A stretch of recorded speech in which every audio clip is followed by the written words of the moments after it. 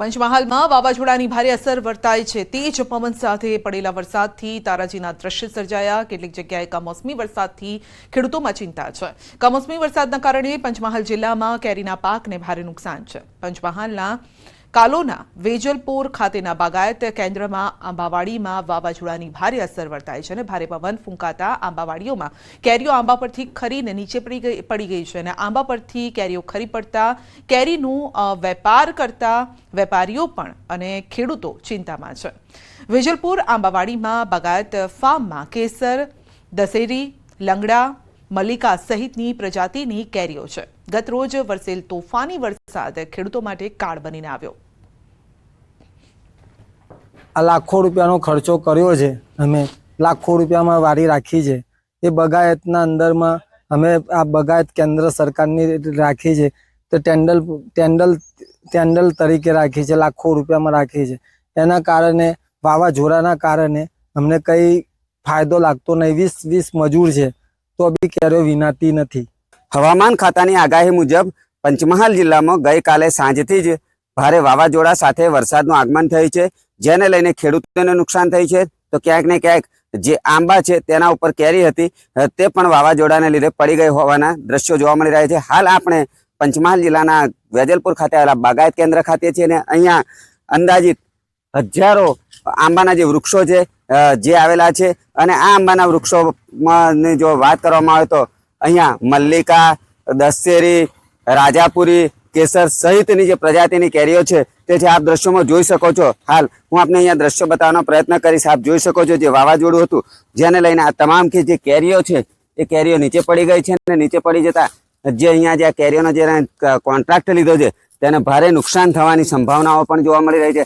આપ જોઈ શકો છો આંબા નીચે ઠેર ઠેર જે કેરી છે તે પડી ગઈ છે અને જેના કારણે જે અહીંયા જે કોન્ટ્રાક્ટર છે તેને ભારે નુકસાન થવાની સંભાવના કોન્ટ્રાક્ટર દ્વારા વ્યક્ત કરવામાં આવી છે। જો કે મોડી સાંજે જે વાવાઝોડું હતું તે શમી ગયું હતું, પરંતુ હજી પણ આગામી 2-3 દિવસ સુધી જે આ વાવાઝોડું અને વરસાદની જે સ્થિતિ છે જેને લઈને જો વધુ વાવાઝોડું આવે તો કેરીઓને ભારે નુકસાન થવાની સંભાવનાઓ પણ व्यक्त કરવામાં આવી રહી છે। राजेश जोशी, न्यूज़ 18 गुजरात के सभी जिलों के लिए। और आज के लिए जो थंडर स्टॉर्म की वार्निंग दी गई है वो गुजरात और सौराष्ट्र रीजन के सभी जिलों के लिए थंडर स्टॉर्म की वार्निंग है। और थंडर स्टॉर्म जब होगा उस टाइम विंड की स्पीड रहेगी 40 से 50 kmph के आसपास। और जो डे 2 के लिए मतलब कल के लिए जो फोरकास्ट दिया गया है गुजरात और सौराष्ट्र रीजन के लिए आइसोलेटेड प्लेसेस पे लाइट रेन होने का पूर्वानुमान दिया गया है। और जो डिस्ट्रिक्ट हैं जहाँ पे लाइट रेन होगी कल के लिए वो है द्वारका, भावनगर, मोरबी, पोरबंदर, राजकोट, जूनागढ़, अमरेली, गिर सोमनाथ, दीव। और गुजरात रीजन के नवसारी, वलसाड़, डांग, दादरा नगर हवेली और दमन, जहाँ पे लाइट रेन और साथ में थंडर स्टॉर्म लाइटनिंग होगी। और जो कल के लिए थंडर स्टॉर्म की वार्निंग दी गई है वो है थंडर स्टॉर्म के लिए जिन प्लेसेस पे वार्निंग दी गई है वहाँ पे विंड स्पीड रहेगी थंडर स्टॉर्म के टाइम 30 से 40 kmph। और डे 3 के लिए जो गुजरात और सौराष्ट्र रीजन के लिए आइसोलेटेड प्लेसेस पे लाइट रेन होने का पूर्वानुमान दिया गया है वो ज़िले हैं अमरेली, राजकोट, गिर सोमनाथ, दीव। और गुजरात रीजन के लिए नवसार, वलसाड़ी, डांग, तापी, दादरा नगर हवेली और दमन है। और डे 4 की बात करेंगे जहाँ पे आइसोलेटेड प्लेसेस पे लाइट रेन होने का पूर्वानुमान दिया गया है वो गुजरात रीजन के जो डिस्ट्रिक्ट है जहाँ पे लाइट रेन होगी वहाँ पे वो है नवसारी, डांग, वलसाड़ और दादरा नगर हवेली। और मैक्सिमम टेम्परेचर की बात करेंगे तो मैक्सिमम टेम्परेचर आने वाले 2 दिनों के लिए नोलार चेंज में रहेगा। उसके बाद 2 से 3 डिग्री सेल्सियस का gradual temperature maximum temperature rise होगा।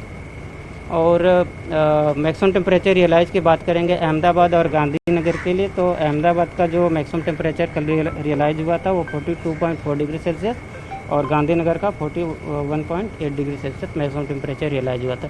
और पूरे ओवरऑल गुजरात स्टेट की बात करेंगे जहाँ पे मैक्सिमम टेम्परेचर सबसे ज़्यादा रियलाइज हुआ था वो दिशा में 42.8 डिग्री सेल्सियस। सर अहमदाबाद में कैसी सिचुएशन रहेगी?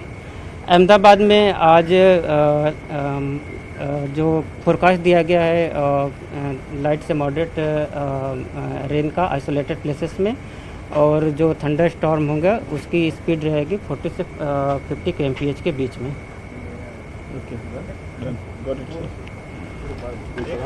सर एक बार लिखा दीजिए। તો 40 થી 50 કિલોમીટરની ઝડપે પવન ફૂંકાઈ શકે છે। આ સાથે જ આજે પણ છૂટો છવાયો વરસાદ થઈ શકે છે, પરંતુ પવનની ગતિ છે 40 થી 50 કિલોમીટર પ્રતિ કલાકની રહેવાની છે, જેના કારણે ગઈકાલે આપણે જોયું છે કે અનેક જગ્યાએ વૃક્ષ પણ ધરાશાયી થયા, હોર્ડિંગ્સ પડી ગયા હતા, જોરદાર પવન ફૂંકાયો, અનેક જગ્યાએ નુકસાન થયું છે। ખાસ કરીને ખેતીને નુકસાન થઈ રહ્યું છે, આંબાવાડીઓમાં કેરીઓ ખરી પડી છે।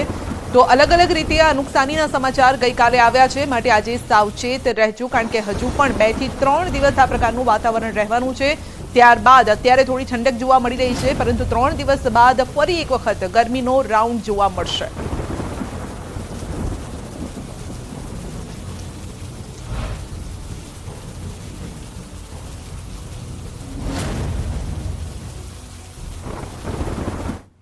રાત દિવસ મહેનત, હજારો રૂપિયાનો ખર્ચ છતાં જગતના તાત અને રાતા પાણીએ રોવાનો વારો આવ્યો છે।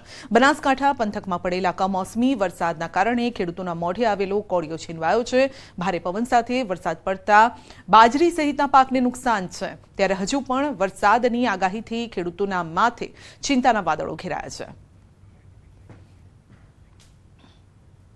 તો ભર ઉનાળે વરસાદ અને તે પણ તેજ પવન સાથે મિની વાવાઝોડાની સ્થિતિએ ખેડૂતોની કમર તોડી નાખી છે, અને ખાસ કરીને કેરી પકવતા ખેડૂતોની હાલત દયનીય છે।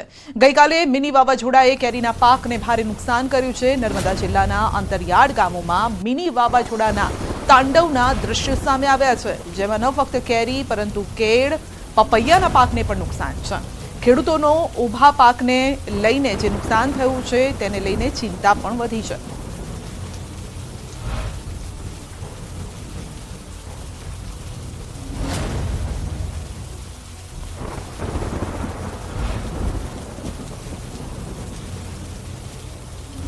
બુલેટિનમાં આગળ વધીશું નાનકડા બ્રેક બાદ।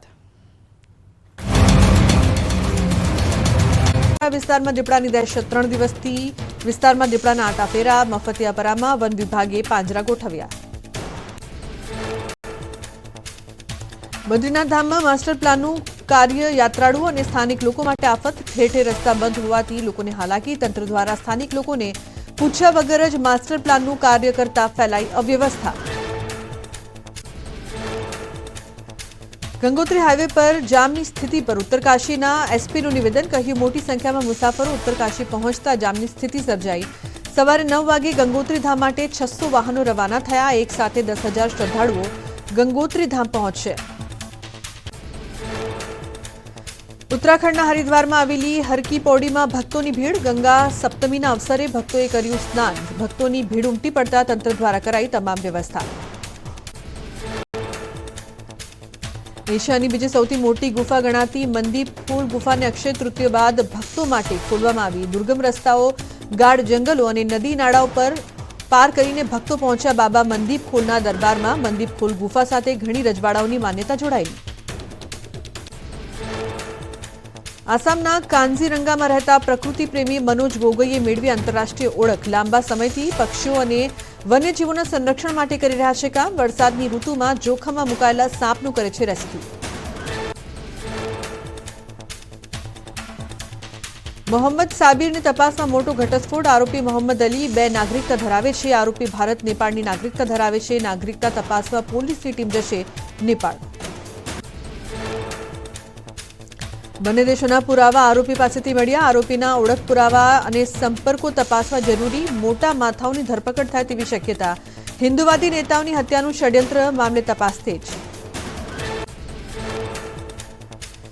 મોરબીના મચ્છુ 2 ડેમમાંથી પાણી છોડવાનું યથાવત, રિપેરિંગ માટે ડેમ ખાલી કરવાની ચાલી રહી છે કામગીરી। મોરબી માળિયાના 32 ગામોને કરાયા છે એલર્ટ। ગઈકાલથી ડેમના અલગ અલગ દરવાજા ખોલીને પાણી છોડવાની કામગીરી કરાઈ રહી છે। રાત્રે વધુ 3 ગેટ 2 ફૂટ સુધી ખોલાયા અને રાત્રિના સમયે કુલ 5 ગેટમાંથી 3245 ક્યુસેક પાણીની જાવક નોંધાઈ। ડેમ ખાલી કરવાની કામગીરીને લઈને કોઝવે પર પ્રવેશ બંધી ફરમાવાઈ। ધોરાજીમાં વોર્ડ નંબર 9 અને મંડાણવાડી શેરીમાં ઘણા વર્ષોથી દૂષિત પાણીની ફરિયાદ ઉઠી। નગરપાલિકાને અનેક રજૂઆત છતાં કોઈ નિરાકરણ ન આવ્યું હોવાનો આરોપ। પહેલી તકે સમસ્યાનો ઉકેલ લાવવા સ્થાનિકોએ કરી માંગ। વડોદરામાં ગોત્રી ગાર્ડન પાસે પીવાના પાણીની લાઇનમાં સર્જાયું ભંગાણ. માત્ર 15 દિવસમાં 7 થી વધુ સ્થળોએ ભંગાણ થયું. પાણીની લાઇનમાં અનેકવાર ભંગાણ થતા પાલિકાની કામગીરી પર ઉઠ્યા સવાલો. પાણીના વેડફાટથી સ્થાનિકોમાં રોષ. જૂનાગઢમાં વધુ એક વખત સિંહના આંટાફેરા. જૂનાગઢ નજીક રેલવે ટ્રેક પર સિંહ દોડતો નજરે પડ્યો. ગિરનાર અભયારણ્યમાંથી સિંહ આવ્યો હોવાનું અનુમાન. સિંહનો વિડીયો સોશિયલ મીડિયા પર થયો વાયરલ. સુરતના અડાજણ વિસ્તારમાં જર્જરિત બિલ્ડિંગનો પહેલો માળ ધરાશાયી. જર્જરિત બિલ્ડિંગનો કાટમાળ પ્રતીક્ષા રો હાઉસ સોસાયટીમાં આવેલ મકાનની દિવાલ પર પડ્યો. સદનસીબે જર્જરિત ઇમારત ખાલી હોવાથી મોટી દુર્ઘટના ટળી. બિલ્ડિંગ નીચે અસહ્ય ગંદકી અને મચ્છરોનો ઉપદ્રવ જોવા મળ્યો. સમગ્ર ઘટના બાદ પાલિકા તંત્ર દોડતું થયું. સ્લેબ ધરાશાયી થતા સ્થાનિકોનો જીવ તાળવે ચોંટ્યો. સાથે જ ગંદકીના પગલે રોગચાળાનો ભય ફેલાયો. ઉનાળા વેકેશનને લઈને દ્વારકામાં ભક્તોની ભીડ. મંદિરમાં દર્શન અર્થે ઉમટ્યા શ્રદ્ધાળુઓ. ગોમતી ઘાટ શિવરાજપુર બીચ પર મોટી સંખ્યામાં ઉમટ્યા લોકો. મંદિરમાં શ્રદ્ધાળુઓને અગવડ ન થાય માટે તંત્ર તરફથી કરાઈ વ્યવસ્થા. મનાલીમાં રાજકોટના વિદ્યાર્થીઓ ફસાયાનો વિડીયો વાયરલ. બસ ટ્રાફિકમાં ફસાઈ હતી, જેનો વિડીયો વાયરલ થતા NSUIએ રાજકોટની સ્કૂલમાં રજૂઆત કરી. ફસાયેલા વિદ્યાર્થીઓ મહાત્મા ગાંધી સ્કૂલના વિદ્યાર્થીઓ હોવાનો કરાયો દાવો. આ અંગે સ્કૂલના પ્રિન્સિપાલનું નિવેદન. કહ્યું, પ્રવાસ સ્કૂલ તરફથી આયોજિત નથી. યુનિવર્સલ ટૂર્સ એન્ડ ટ્રાવેલ્સે કર્યું હતું આયોજન. સ્કૂલ સંચાલકો વિદ્યાર્થીઓ અને ટૂર એજન્ટના સંપર્કમાં છે, તેમજ હાલ કોઈ મુશ્કેલી ન હોવાનો કરાયો દાવો. ગોધરામાં વીજ કંપની સામે સ્થાનિકોનો વિરોધ. સ્માર્ટ પ્રીપેડ વીજ મીટર મુદ્દે સ્થાનિકોએ વિરોધ કર્યો. વીજ વપરાશ યુનિટ દર સ્માર્ટ વીજ મીટરમાં વસૂલાતા હોવાના આક્ષેપ સાથે સ્થાનિકોએ વીજ કંપની બહાર સૂત્રોચ્ચાર સાથે વિરોધ કર્યો.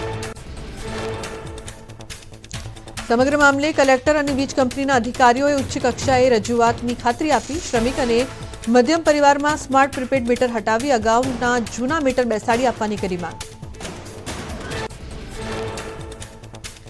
અમદાવાદમાં ભ્રષ્ટાચારનો વધુ એક જાગતો પુરાવો. કાલુપુર નવનિર્મિત વોકવે બ્રિજ પર પીગળ્યો ડામર. મુસાફરોના પગમાં ડામર ચોંટતો હોવાનું સામે આવ્યું.